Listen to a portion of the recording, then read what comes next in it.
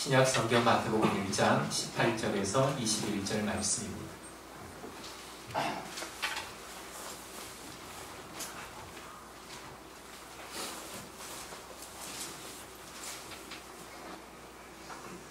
마태복음 1장 18절에서 21절까지 우리 함께 교독하도록 하겠습니다. 제가 먼저 18절을 읽도록 하겠습니다.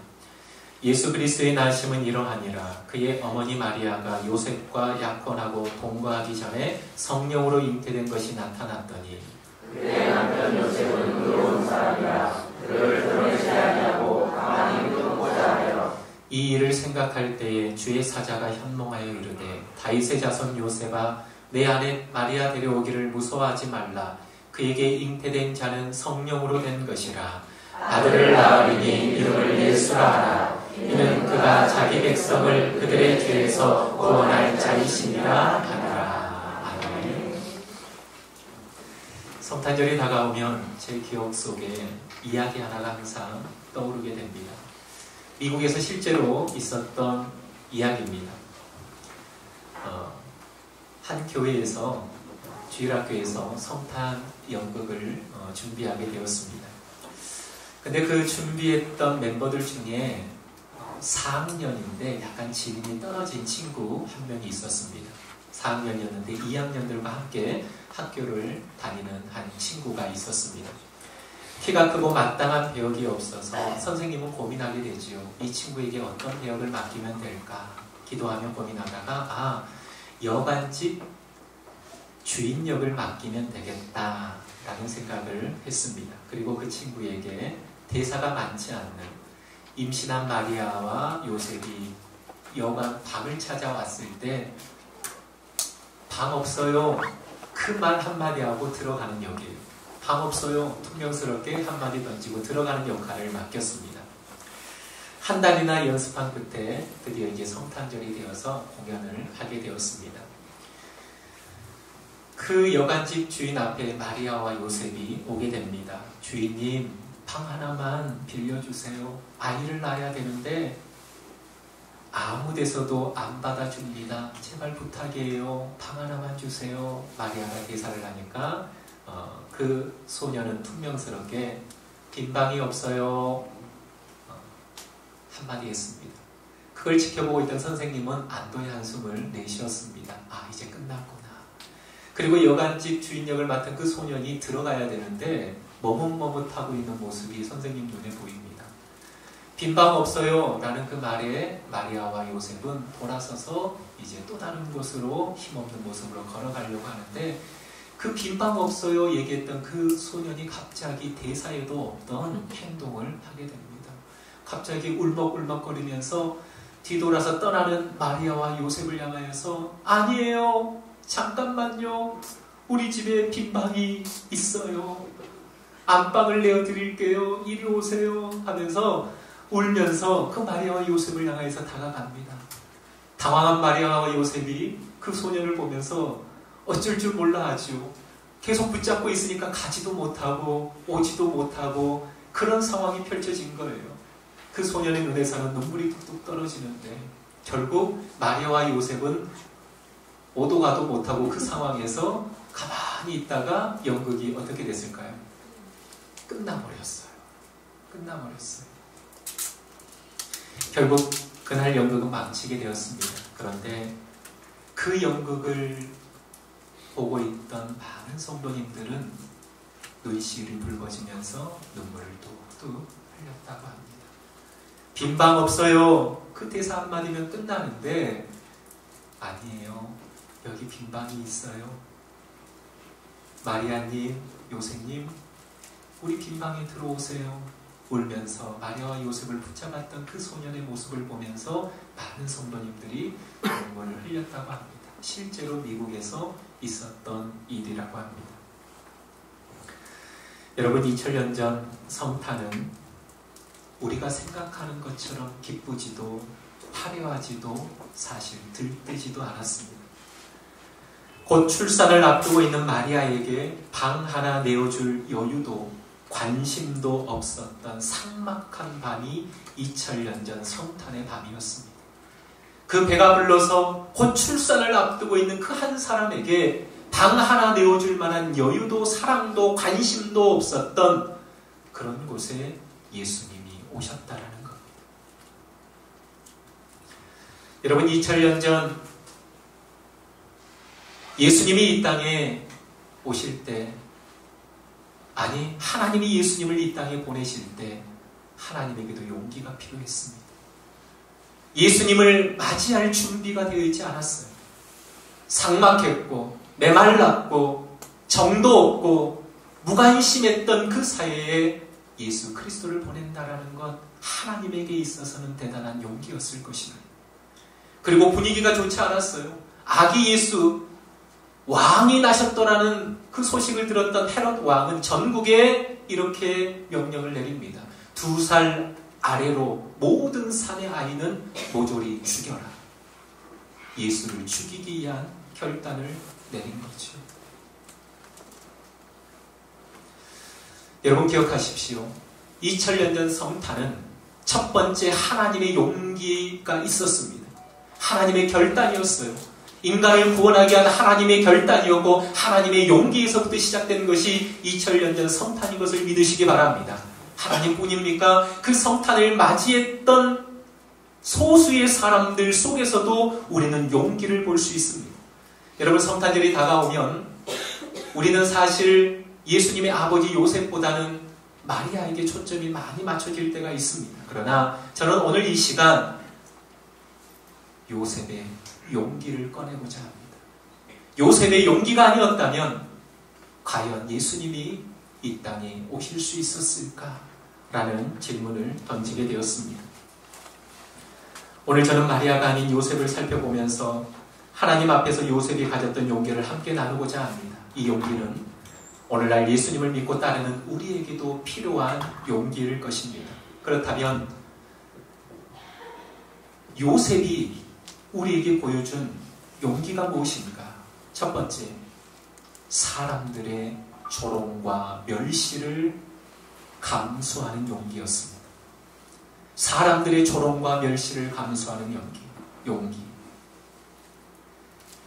다윗의 자손으로 베들레헴에서 태어나 평범한 몫으로 살아왔던 요셉은 곧 가정을 이룬다는 단꿈에 빠져 있었습니다.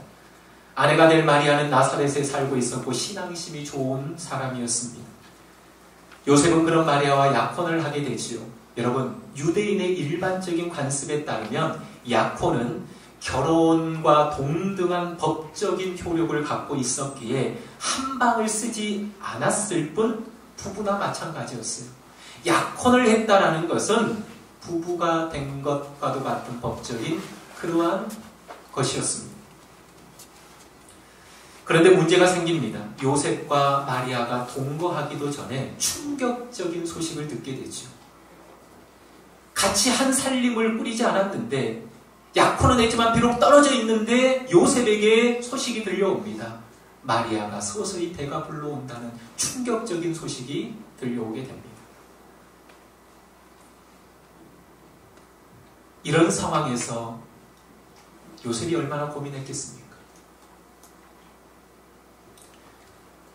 마리아의 임신 소식이 만일 사람들에게 알려진다면 과연 어떻게 이 상황을 대처를 해야 되는가? 사람들은 이렇게 말했을 것입니다. 네가 결혼 전에 임신을 시켰던지 마리아가 정조를 어겼던지 둘 중에 하나 아니겠어? 네가 결혼 전에 살림을 차렸던지 아니면 마리아가 정조를 어겼던지 둘 중에 하나일 거야. 그런 사람들을 만났을 때 요셉이 얘기했겠죠? 아니야, 성령으로 잉태된 거야. 꿈에 천사가 나타나서 이 소식을 알렸는데 이것은 나와는 상관없이 성령께서 마리아를 통하여서 한 생명을 잉태하게 하신 거야. 사람들은 진실을 이해하지 못할 것이고, 그래서 요셉이 미쳤거나 마리아에게 속았거나 둘 중 하나라고 생각했을 것입니다. 어떻게 보면 요셉은 이런 불필요한 오해와 누명을 해소하기 위해서 약혼을 파기할 수도 있습니다. 그리고 자신의 떳떳함을 증명하기 위해서 마리아를 모세의 율법의 판단을 받도록 사람들 앞에 내어줄 수도 있습니다. 나는 떳떳하다. 나는 거짓이 없다. 그리고 모세의 법대로 너희들 마음대로 해라. 돌로 쳐서 죽이는지 이 여자를 심판하든지 내어줄 수 있는 상황입니다. 그러나 주의 사자가 요셉의 꿈에 나타나 마리아 데려오기를 무서워하지 말라는 음성을 들었을 때 요셉이 한 행동이 무엇입니까? 그 말씀에 순종했다라는 겁니다. 여러분 기억하십시오. 요셉의 순종은 사람들이 조롱하고 멸시한다 해도 그것을 기꺼이 받아들이겠다는 용기 있는 행동이었습니다. 사람들이 나를 뭐라고 얘기해도, 수근거려도, 비판해도, 조롱해도, 멸시해도 내가 이 여인을 받아들이겠다라는 겁니다. 그 멸시를 감수하겠다는 용기입니다.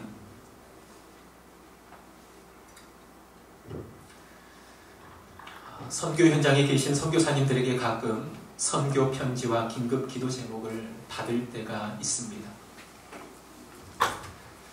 그런데 그런 기도 제목을 받을 때마다 가슴이 참 많이 아파올 때가 있습니다.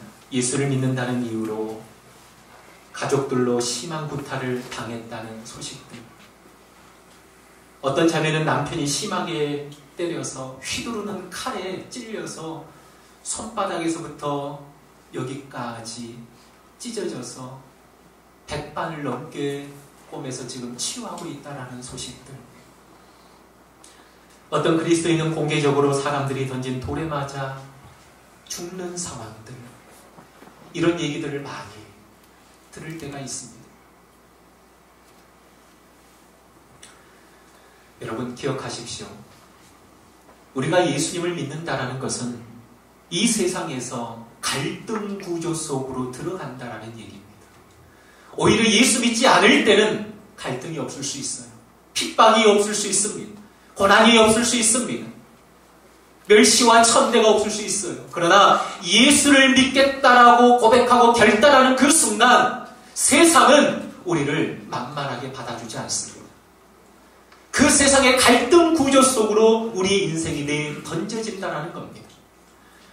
예수를 믿는다는 이유로, 교회에 다닌다는 그 이유 하나만으로 사람들이 때로는 우리를 손가락질할 때가 있습니다. 때로는 당신이 유별나다라고 말할 때가 있습니다. 때로는 당신을 고집불통이라고 할 때가 있습니다. 때로는 당신을 융통성 없다라고 얘기할 수도 있습니다. 그럴 때 여러분 기억하십시오. 그럴 때 우리에게 필요한 것이 무엇입니까? 요셉처럼 사람들의 조롱과 멸시를 감수하며 순종하며 나아가는 용기가 있어지기를 주님의 이름으로 축복합니다. 그 여인 마리아를 받아들이면서 모든 멸시와 비판과 조롱을 내가 감수하겠다라고 하는 이 용기 있는 결단이 예수님을 이 땅에 오게 하시는 대단한 행동이었다는 것입니다. 두 번째, 요셉의 용기는 자신이 결정할 권리를 내려놓은 용기였습니다. 자신의 권리를 내려놓는 용기, 자신이 결정할 그 권리를 내려놓았던 용기가 바로 요셉이 가지고 있었던 용기였습니다. 여러분, 제주도에 제주공항을 가보시면 비행기가 뜨고 내리는 모습을 많이 목격하게 되죠. 1분 40초마다 비행기가 한 대씩 뜨고 내린답니다. 하루에도 수백 대가 넘는 그 비행기들이 제주공항을 내렸다 떠납니다. 그런데 여러분, 그렇게 수많은 비행기들이 오고 가는데 사고가 나지 않는 이유가 뭘까요?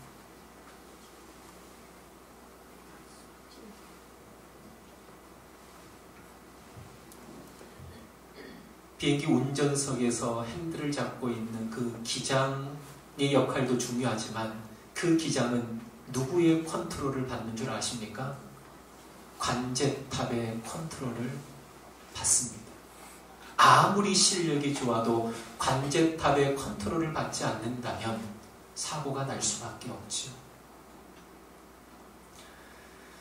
여러분, 오늘 본문을 기억하십시오. 이 본문은 우리에게 대단히 중요한 진리를 하나 던져줍니다. 요셉이 마리아를 받아들이기로 결단했습니다. 용기를 내었습니다. 그런데 천사가 요셉에게 네 안에 마리아 데려오기를 무서워하지 말라. 이는 성령으로 잉태된 자다. 여기서 끝났으면 되는데 그 다음 말씀이 뭡니까? 아들을 낳으리니 이름을 뭘로 하라? 아들을 낳으리니 이름을 예수라 하라. 이는 그가 자기 백성을 저희 죄에서 구원할 자이심이라. 이 말씀이 대단히 중요한 진리를 우리에게 던져주고 있습니다. 여러분, 천사가 요셉에게 태어날 아들의 이름을 전하고 있습니다. 당시 문화에서 자식의 이름을 짓는 일은 아버지의 절대적인 권한이었습니다. 유대 사회에서 자식의 이름을 짓는다는 것은 그건 아버지의 영역이었고 아버지의 권한이었어요. 자식에 대한 전적인 권리가 아버지에게 있었고 이름을 짓는 것은 아버지에게 대단히 중요한 일이었습니다. 그런데 여러분, 천사가 그 권리를 빼앗은 것입니다. 천사가 그 권리를 빼앗아간 거예요.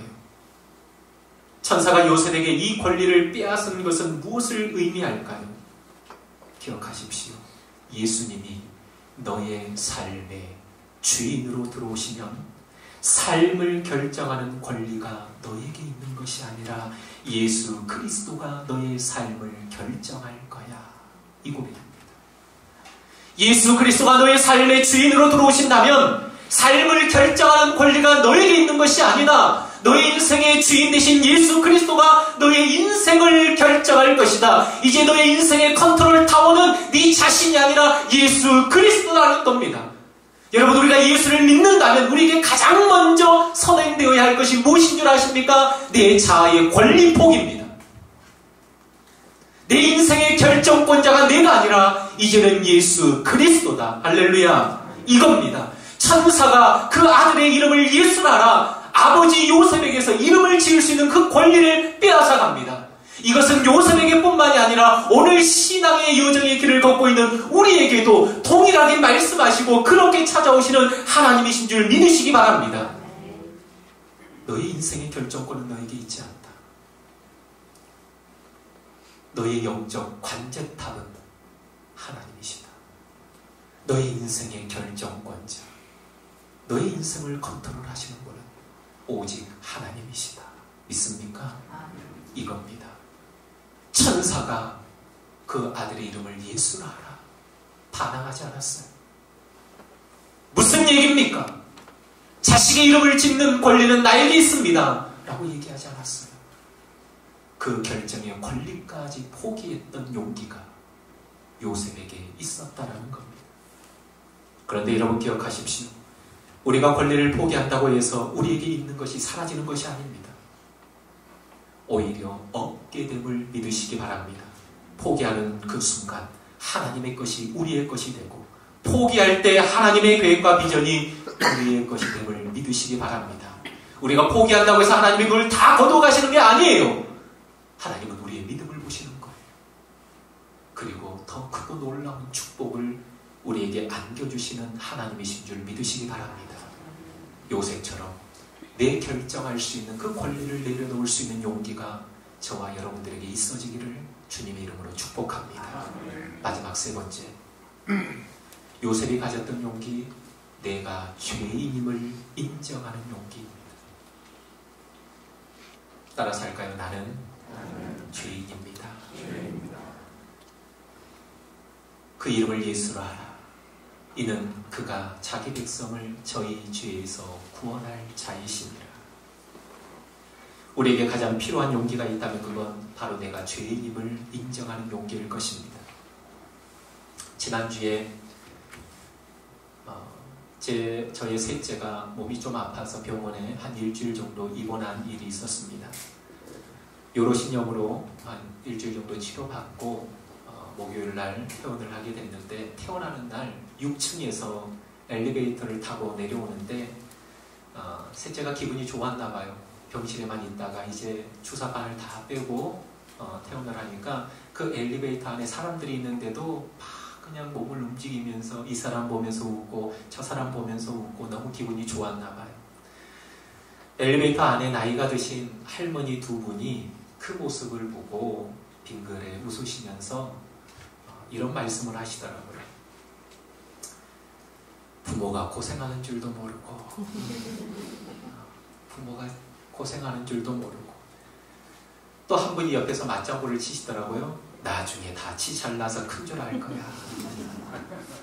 부모가 고생하는 줄도 모르고 나중에 커서도 다 지가 잘나서 큰 줄 알 거야.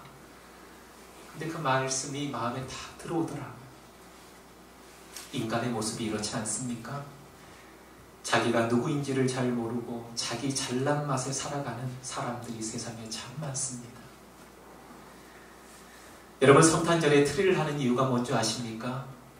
성탄절 트리가 우리에게 던져주는 진리가 있어요. 두 가지입니다. 어둠과 빛을 우리에게 보여줍니다. 어둠이 무엇입니까? 우리 인간의 상태를 조명해 주는 것이 어둠이에요. 너희는 어둠이다라는 거예요. 너희는 죄인이다라는 겁니다. 그런데 죄인된 우리를 뭘로 휘어 감습니까? 빛으로 휘어 감고 있습니다. 하나님을 떠난 인간은 소망이 없지만 그 소망이 우리에게서 시작되는 것이 아니라 바깥에서 비춰오는 그 빛으로 인하여서 어두움이 생명의 빛으로 바뀐다라는 믿음에서 시작된 것이 바로 성탄의 틀이라는 것입니다. 사랑하는 성도 여러분, 예수님이 이 땅에 오신 이유는 너무나도 분명합니다. 자기 백성을 저희 죄에서 구원할 자이시니라. 내가 죄인임을 인정하는 용기가 없다면 우리 안에 성탄은 결코 이루어지지 않을 것입니다. 나는 죄인입니다. 그런 고백을 가지고 성탄을 기다리며 아기 예수로 나아갈 때 그 예수 그리스도는 우리의 생명을 비춰주시고 우리의 영원한 소망이 되어주실 줄 믿습니다. 말씀을 마치겠습니다. 미국 캘리포니아에 있는 한 초등학교에서 있었던 일입니다. 셀린 카라는 학생이 있었죠. 이 친구는 뇌종양을 앓고 있었습니다. 7주간의 항암 치료로 인하여서 머리카락이 다 빠져버린 상태에서 이제 학교로 돌아가야 되는데 머리카락이 하나도 남지 않은 그 상황 속에서 친구들이 나를 어떻게 받아줄까? 혹시나 따돌리거나 놀림의 대상이 되지 않을까 염려가 되었습니다. 그리고 두려운 마음으로 엄마의 손을 잡고 교실에 들어가게 됩니다. 그런데 교실에 들어서는 순간 그 친구와 엄마는 눈물을 쏟고 맙니다. 15명의 반 친구들이 똑같이 머리를 삭발한 채 그 친구를 기다리고 있었다고 합니다. 친구를 위해 삭발을 감행한 것, 이것은 용기입니다. 그 용기가 투병하고 있는 친구에게 큰 용기를 가져다 준 것이죠. 사랑하는 성도 여러분, 2000년 전 요셉이 보였던 용기는 예수님을 이 땅에 오게 한 아름다운 용기였습니다. 그 용기는 오늘 이 시대에 우리에게도 동일하게 필요합니다. 예수를 믿는다는 이유로 세상 사람들이 때로 우리를 조롱하고 멸시하고 비난할 때 그 조롱과 멸시를 감수해내는 그러한 용기, 그리고 내가 내 인생을 결정해도 되는데 그 모든 결정권을 내려놓고 하나님이 내 인생의 결정권자입니다라고 하는 그 모든 것들을 넘겨줄 수 있는 용기, 그리고 마지막으로 아기 예수 앞에 내가 죄인인 것을 고백하는 그러한 용기, 이 세 가지의 용기를 가지고 2018년 성탄을 맞이하는 저와 여러분들이 되시기를 주님의 이름으로 축복합니다. 우리 함께 찬양하고 기도하도록 하겠습니다. 유대 땅 작은 마을에 베들레헴에 사람의 몸을 입고 오신 주님, 이 찬양을 함께 고백하고 우리 말씀을 생각하면서 함께 기도하도록 하겠습니다.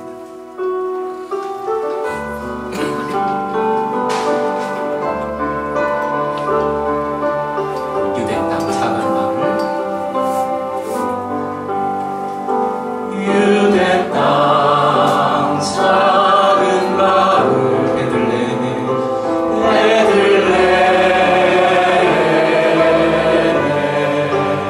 사람의 몸을 입고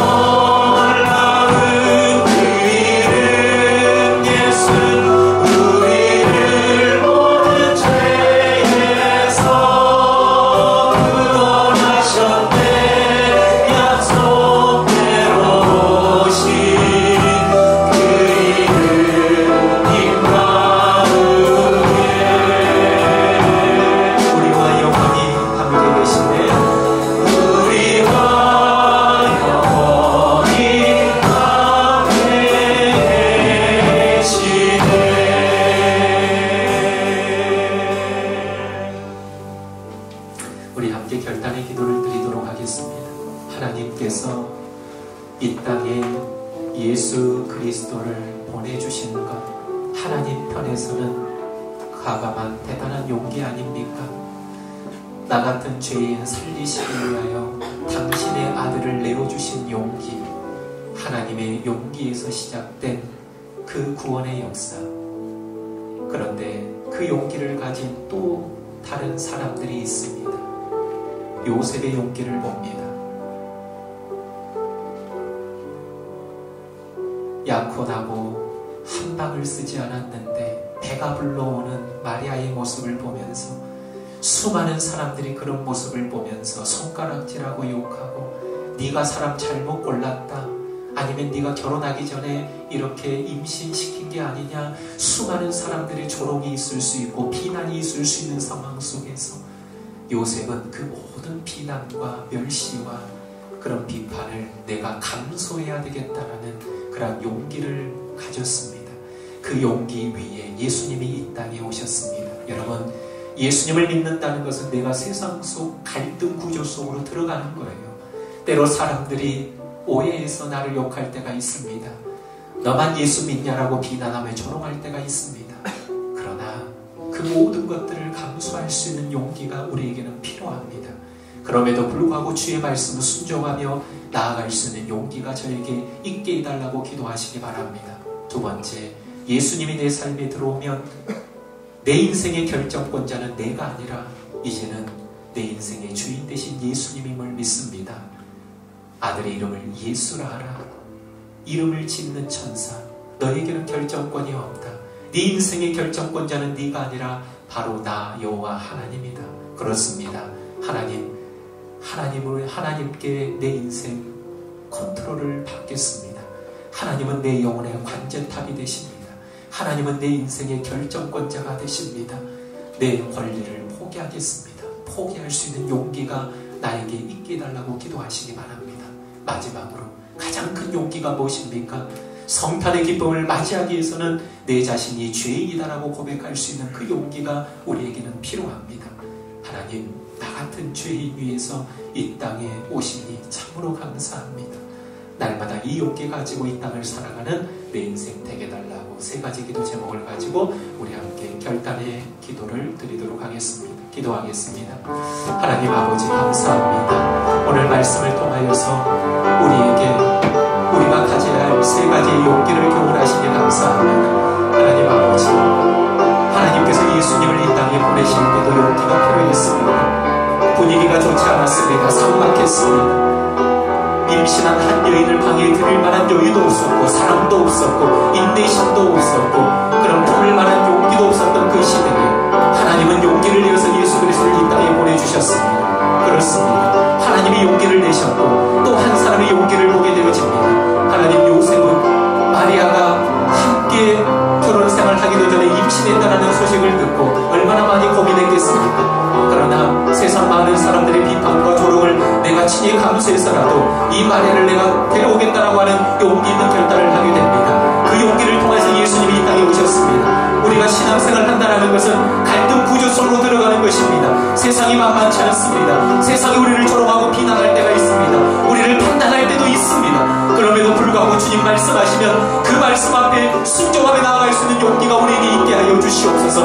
우리 믿음이 꺾이지 않게 하여 주시옵소서. 요셉처럼 아버지 하나님 모든 비판과 모든 멸시와 모든 조롱도 감수하겠다라는 그런 용기 있는 결단이 우리에게 있게 하여 주시옵소서. 예수님 우리 인생에 들어온다면 우리는 모든 결정권을 우리가 스스로 내려놔야 됩니다. 권리를 포기해야 됩니다. 네 아들 이름을 예수라 하라. 아버지 하나님, 아들의 이름을 지을 수 있는 권리가 아버지에게 있습니다. 그러나 그 권리를 박탈하고 있습니다. 너 인생의 결정권자는 이제는 네가 아니라 나다라고 주님이 말씀하고 있습니다. 아버지 하나님, 우리 영혼의 관제탑 되신 예수 그리스도께 우리 모든 결정권을 내어드리고 친히 하나님을 우리 인생의 결정권자를 삼고 살아가는 복된 인생이 되게 하여 주시옵소서. 세 번째, 우리에게 용기가 필요합니다. 우리는 죄인입니다. 나는 죄인입니다. 아버지, 주님이 아니면 흑암의 상태에서, 절망의 상태에서, 죽음의 상태에서 살아갈 수밖에 없는 죄인입니다. 나를 위해서 이 땅에 주님 오신 주님, 악의 예수로 오신 주님, 아버지 나는 죄인입니다라는 그 용기를 가지고 성탄을 맞이하는 주의 백성들 다 되게 하여 주시옵소서. 주님 감사합니다.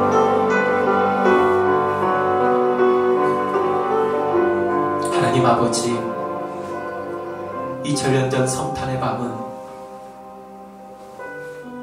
사랑이 넘치고 행복하고 관심이 넘쳐나는 그런 성탄의 밤이 아니었습니다. 만삭이 되어 아이를 낳아야 될 그 상황 속에서 빈방 하나 내어줄 수 없었던 삭막한 시대였고, 무관심을 대표하는 시대였고, 사랑이 사라져버린 그런 시대가 아니었습니까? 독생자 예수 그리스도를 이 땅에 보내실 때는 하나님의 결단이 있었고 하나님의 용기가 있었습니다. 그런데 그 용기를 담을 만한 또 한 사람을 찾으셨고, 그 사람이 바로 하나님 눈에 들어왔던 요셉이었습니다. 함께 동침하기 전에 성령으로 잉태되었던 그 마리아의 모습을 보면서 사실 추조도 했을 것입니다. 이 여인을 내가 맞아들여야 되나 고민하고 갈등도 했을 것입니다. 그런데 천사가 나타나 내 안에 마리아 데려오기를 무서워하지 말라, 이는 성령으로 잉태된 자다라는 그 천사의 음성을 듣고 용기 있는 결단을 하게 됩니다. 세상 사람들이 뭐라 얘기할지라도 나는 이 여인을 받아들이겠다라는 그 비난과 멸시를 감수하겠다라고 하는 그 용기 위에 예수님이 이 땅에 오셨습니다. 그리고 예수님이 우리 인생에 오면 우리는 우리 인생을 결정할 권리를 내려놓아야 됩니다. 아들의 이름을 예수로 하라, 예수로 하라. 자식의 이름을 지을 수 있는 권리가 아버지에게 있음에도 불구하고 요셉은 그 권리를 당당하게 요구하지 않았습니다. 내려놓겠습니다. 다 내려놓겠습니다. 하나님 뜻대로 하시옵소서. 이런 믿음이 오늘 이 시대를 살아가는 우리에게도 다 있게 하여 주시옵소서.